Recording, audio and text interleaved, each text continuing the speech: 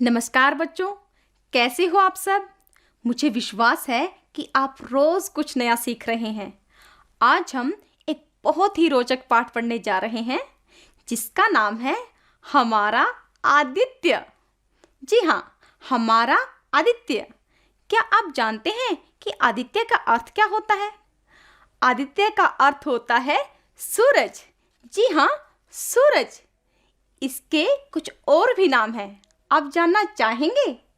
सूरज के अन्य नाम हैं दिनेश, रवि, भास्कर, दिनकर। है ना सुंदर नाम?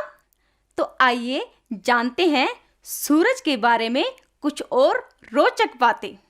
बच्चों, आपने चांद और चंद्रयान के बारे में तो पढ़ा होगा।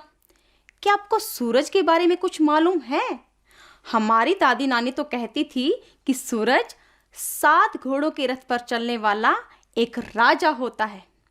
कुछ को यह आग का गोला भी लगता है और कुछ यह मानते होंगे कि यह भी पृथ्वी की तरह एक ग्रह है। पर बच्चों, यह कोई ग्रह नहीं है बल्कि एक तारा है। जी हाँ, सूरज एक तारा है। उन्हीं तारों में से एक जो रात को टिमटिमाते हैं। यह बहुत ही गर्म होता है, इसलिए इसे आग का गोला भी कहते हैं। अब सोचो, सूरज तो हमसे बहुत दूर है, फिर भी वह हमें इतनी गर्मी और रोशनी कैसे देता है? क्या इसके अंदर कोई आग जल रही है, लकड़ी से या तेल से?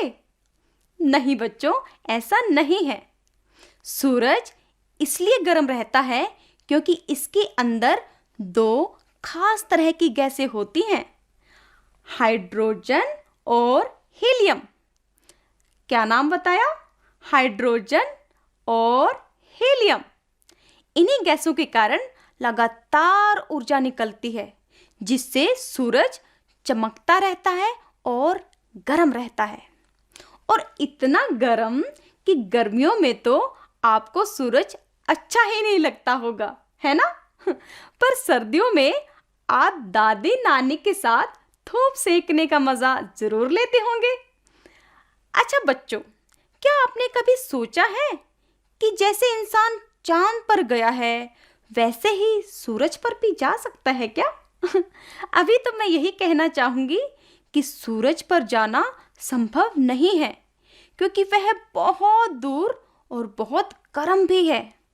लेकिन हाँ, हम उससे दूर से समझ सकते हैं। भला कैसे? इसका जवाब मैं देती हूँ। भारत ने एक विशेष यान भेजा है जिसका नाम है आदित्य L1। और यही तो है हमारा आदित्य। हमारा आदित्य कौन है? आदित्य L1। आदित्य का मतलब तो सूरज होता है। अब आप सोच रहे होंगे ये L1 क्या है? L1 लैंग्रेज बिंदु होता है। लैंग्रेज बिंदु अंतरिक्ष में एक विशिष्ट स्थान होता है जो सूर्य और पृथ्वी को जोड़ने वाली रेखा पर होता है।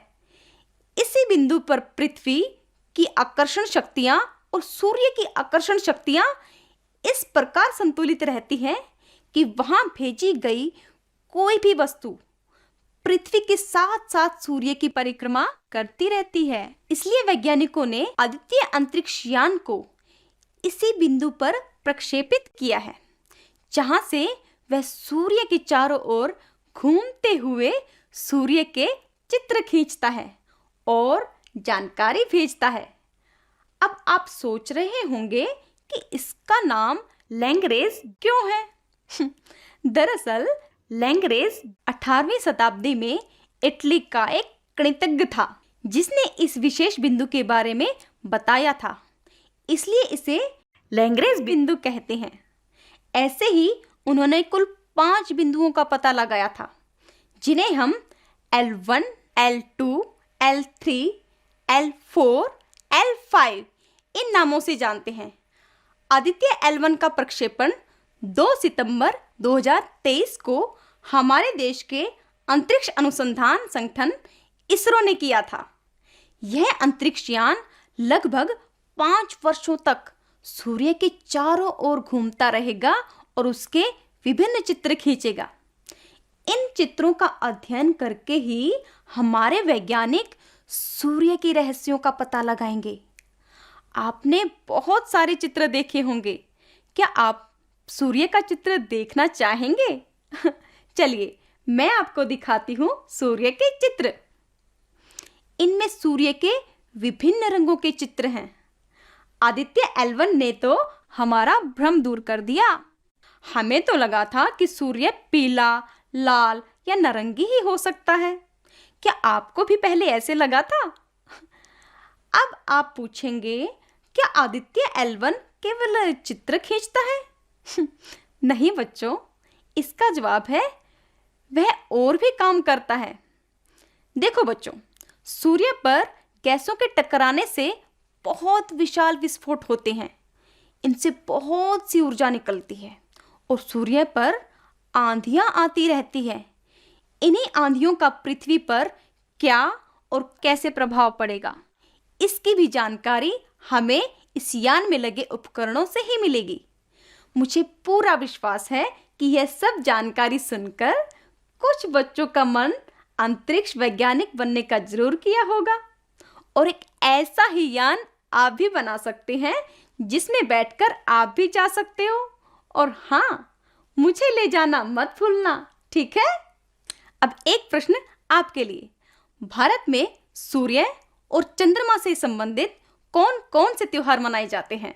अपनी कक्षा में अपने सहपाठियों से और परिवार वालों से चर्चा कीजिए। अब इस पाठ को दोहराइए, चित्र बनाइए और सूरज से संबंधित जानकारियां इकट्ठा कीजिए। धन्यवाद।